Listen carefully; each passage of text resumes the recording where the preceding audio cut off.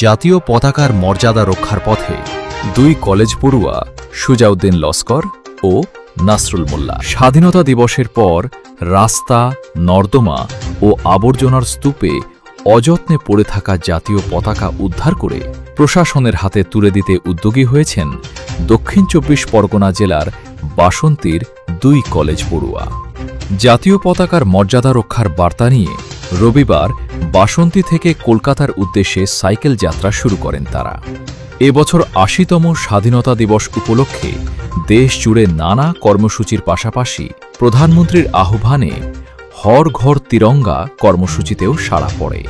স্বাধীনতা দিবসে বাড়ি, ক্লাব ও বিভিন্ন প্রতিষ্ঠান জাতীয় পতাকায় সেজে উঠলেও পরদিন বহু জায়গায় কাগজ ও কাপড়ের তৈরি নানা মাপের জাতীয় পতাকা রাস্তার ধারে পড়ে থাকতে দেখা যায়। এই দৃশ্যই উদ্বিগ্ন করে বাসন্তীর দুই বন্ধুকে। সুন্দরবনের প্রত্যন্ত উত্তর ভাঙনখালী গ্রামের বাসিন্দা কলেজ পড়ুয়া সুজাউদ্দিন লস্কর এই পদক্ষেপের অন্যতম উদ্যোক্তা। তার সঙ্গে আরও এক কলেজ পড়ুয়া সাইকেলে কলকাতার উদ্দেশ্যে রওনা হয়েছেন। পথ চলতি মানুষকে জাতীয় পতাকার যথাযথ মর্যাদা সম্পর্কে সচেতন করা এবং অযত্নে পড়ে থাকা পতাকা সংগ্রহ করে প্রশাসনের হাতে তুলে দেওয়াই তাদের মূল লক্ষ্য। সুজাউদ্দিন ও তাঁর সঙ্গীরা গত ৫ বছর ধরে এই কাজ করে আসছেন। এদিন রাজ্যের প্রাক্তন মন্ত্রী সুভাষ নস্কর তাদের সাইকেল যাত্রার সূচনা করেন।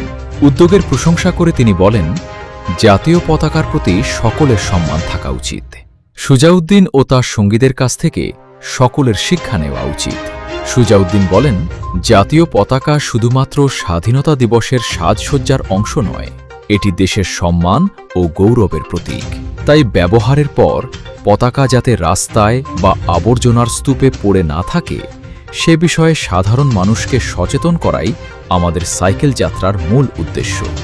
দক্ষিণ ২৪ পরগনা জেলার আরও আপডেট পেতে ফলো করুন RST বাংলা।